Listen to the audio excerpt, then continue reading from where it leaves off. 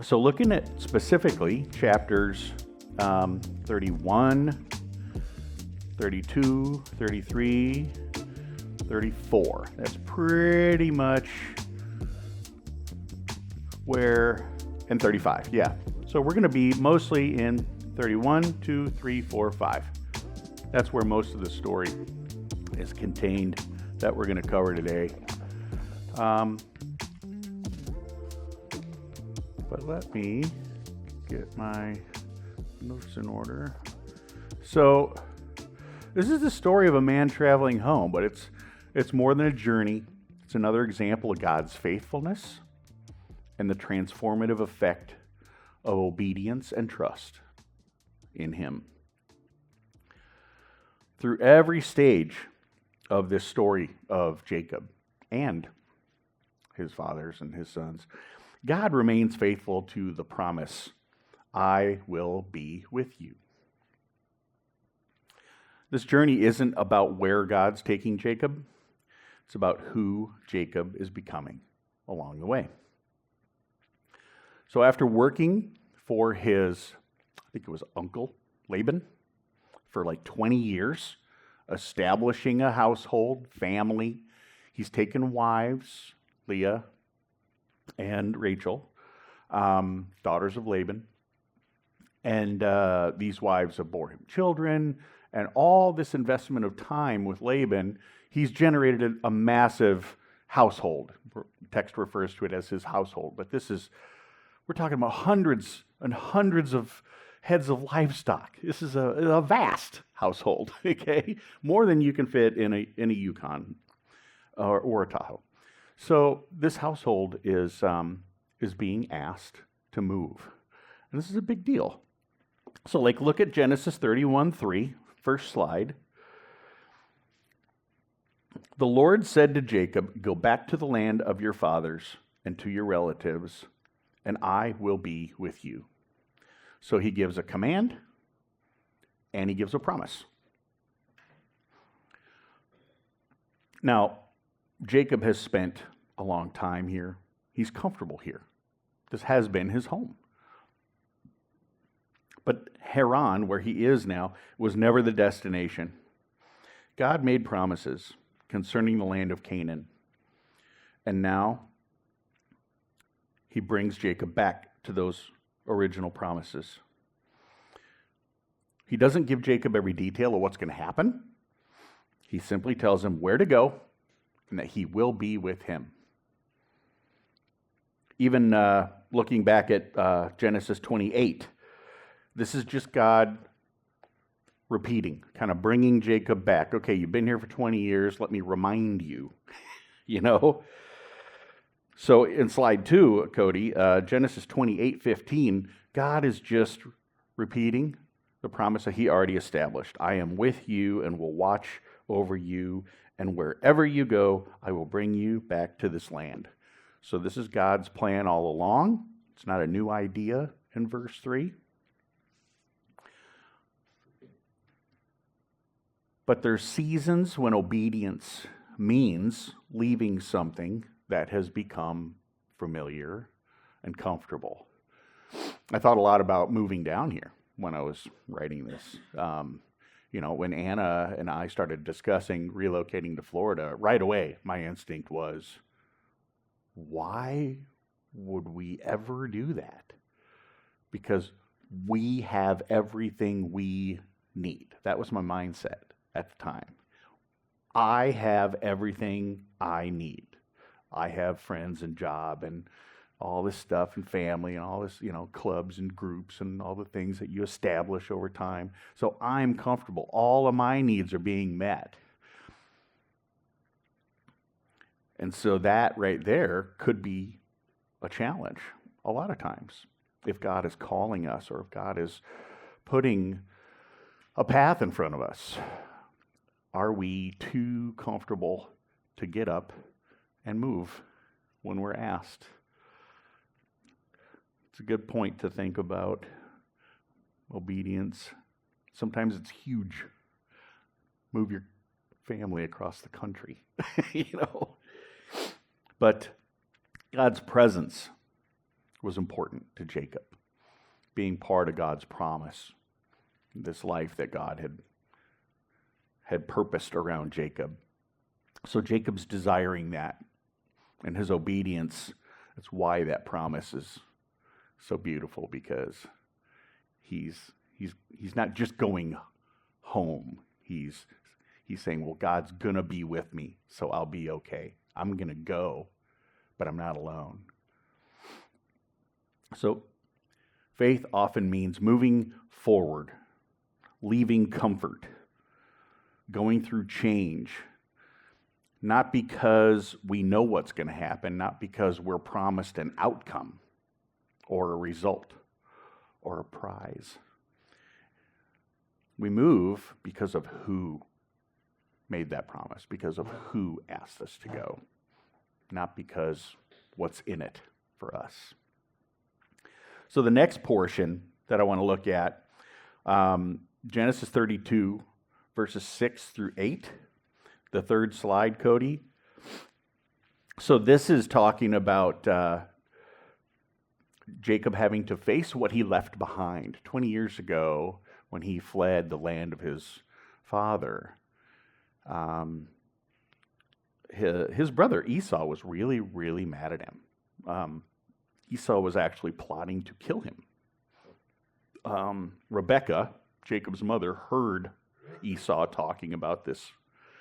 And so Jacob knew when he was gone, he knew, my brother wants to kill me. Because remember why? Jacob took his blessing and Jacob took his inheritance. And so he's scared. He's scared to go home. So it says here in verses 6 through 8, when messengers returned to Jacob, they said, we went to your brother Esau, and now he is coming to meet you, and 400 men are with him. In great fear and distress, Jacob divided the people who were with him into two groups, and the flocks and herds and camels as well. So Jacob immediately is afraid. He's assuming the worst. I wronged my brother. My brother's probably, he's fearing for his life. He's literally putting his people in a safe place and separating things to prepare for an attack. So he's straight tripping, okay, at this time. So Jacob can't just simply walk back into the promised land without confronting his past. This is part of this process. So in preparation for this, when we look at verse 11, slide 4, Jacob appeals to God. He says, O God of my father Abraham, God of my father Isaac, Lord, who said to me, go back to your country and your relatives, and I will make you prosper. I am unworthy of all the kindness and faithfulness you have shown your servant. I had only my staff when I crossed the Jordan, but now I have become two camps. Save me, I pray, from the hand of my brother Esau, for I am afraid he will come and attack me, and also the mothers and the children. But you have said, I will make you prosper, and will make your descendants like the sand of the sea, which cannot be counted. So here, Jacob, in obedience and faithfulness, is asking God. He's appealing. Please, I'll go forward. But man, Jacob cries out to God, and he remembers God's promises.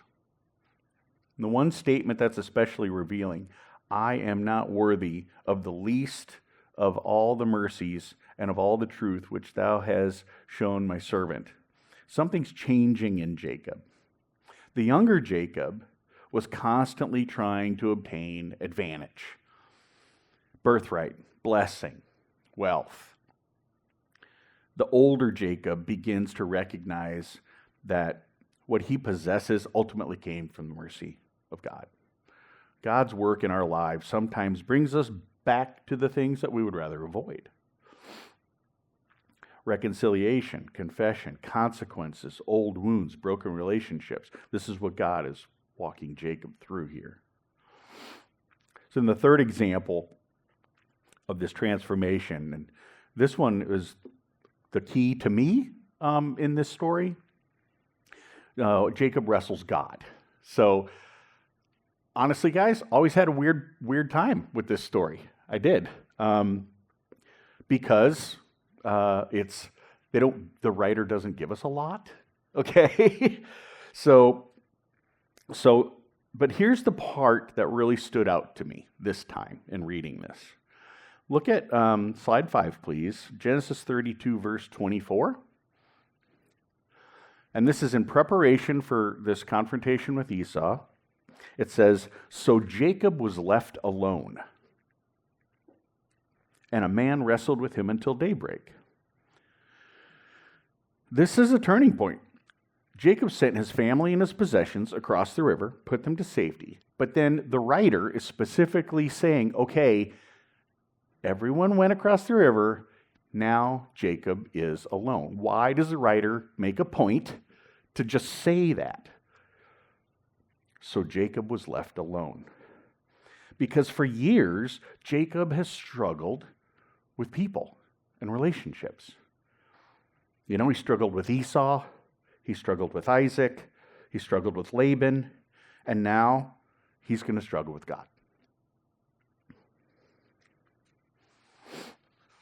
If we could take a look at verses 27 and 28 in this same story, the slide number 6, the man asked him, "What is your name?" "Jacob," he answered. Then the man said, "Your name will no longer be Jacob, but Israel, because you have struggled with God and with humans and have overcome." Well, why would God ask Jacob his name? Why would he do that? And then give him a new name.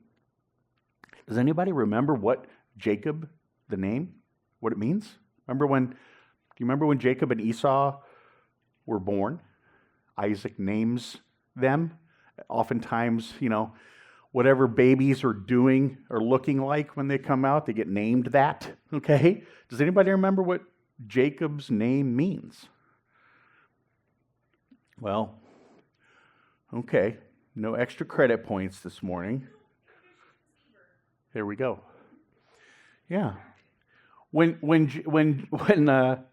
Jacob was born, wasn't there a part of the story was that he was holding on to Esau's heel? Okay, so that's part of his name, the heel grabber, the one who supplants, the one who schemes his way forward. This is his identity. It's his name, guys. It's like, Quinn, what if your name meant, lying backstabber? Like, good luck living that down, right? So this is a pivotal, huge, key moment. Huge. I mean, I really think for Jacob, in Jacob's life, like this is the moment for me in my reading of this story this time. He comes in wrestling God, asking for what? What is he asking for when he's wrestling God? What is he demanding God give him? A blessing. He's always after that, right? I mean, look what he does back home when he's a kid, He's like dressing up like his brother to fool his dad into giving him a blessing. And so here, this guy, this character who's constantly like, protect me, give to me, give me gifts, give me protection, give me favor, me. And finally, God says, no, you're not going to be that person anymore. You're going to be Israel. Anybody know what Israel means? One who struggles with God. So God says that you have struggled with God and with humans and have overcome. And this is his new identity. This is his new name. So we oftentimes will ask God to change our circumstances, our conditions, our struggles and our stresses. We'll pray. We'll ask God in our prayer, to help us and strengthen us.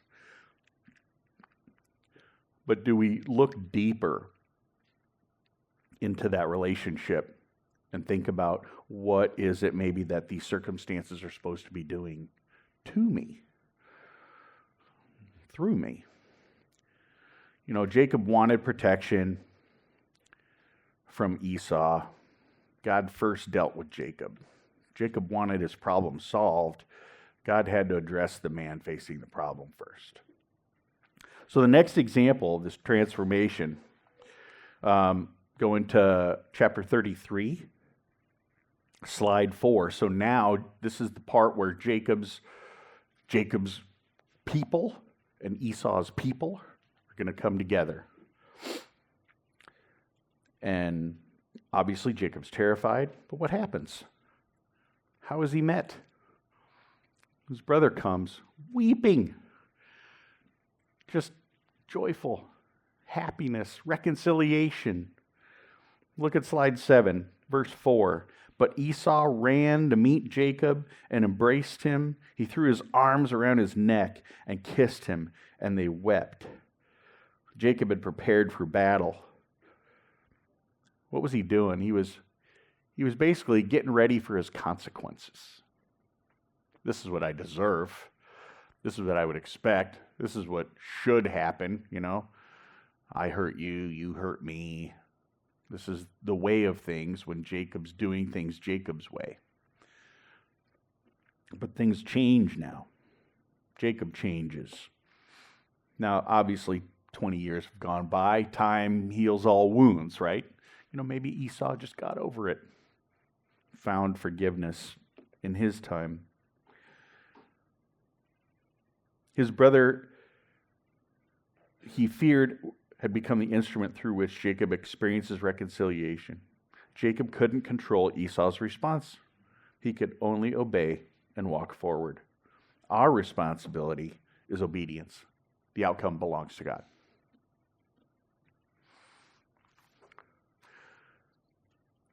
So, Genesis 34, interesting chapter. This is one of the darkest episodes of Jacob's family. It's a terrible story. Dinah is Jacob's daughter. They have come into a place called Shechem, and Dinah goes into town to make friends, to meet the ladies, chat them up.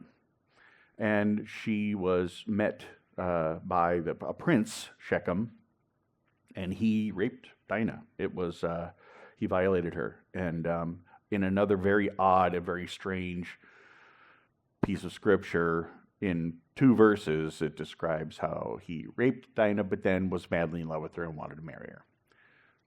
Go figure. Ancient world's gonna ancient world, right? So Simeon, and Levi respond deceitfully and violently. What happens is terrible. Simeon and Levi murder every man in the town in response. And this is a horror for Jacob and his family. But what happens? God sweeps in and immediately addresses Jacob in 35, verse 1 through 3. Slide number 8. God said to Jacob, "Go up to Bethel and settle there. Build an altar there to God, who appeared to you when you were from your brother Esau." So Jacob said to his household and all who were with him, "Get rid of the foreign gods that you have with you, and purify yourselves and change your clothes. Then come, let us go up to Bethel, where I will build an altar to God, who answered me in the day of my distress, and who has been with me wherever I have gone." Bethel is where Jacob's journey with God began. Now God brings him right back. Jacob finally takes spiritual leadership of his household. Foreign gods are removed. The household is purified. So finally, Jacob is being a leader, and he's asking all of his family to join him in honoring God, purifying themselves, denouncing their idols that they brought from where they came. And we oftentimes think of God's directions primarily in terms of destination. Where's God taking me? What's God's plan for my life? When will this situation change? Jacob's story gives us a different question. Who is God making me while I'm on my way? Maybe in our lives, there's a Laban that we need to leave. Maybe there's an Esau we need to face. Maybe we need to make time to be alone with God. You know, it's pretty interesting to think about. We've talked about the importance of spending time with the Father. The practice of carving time out in our lives, in our day-to-day lives. Making place and time and space to hear God, to seek God, to commune with God. I think that's a big part of this story because of what happened with Jacob down by the river, that finally, when he is alone and he's done wrestling with men and he can work things out with God. You know, maybe that's what we need to do sometimes.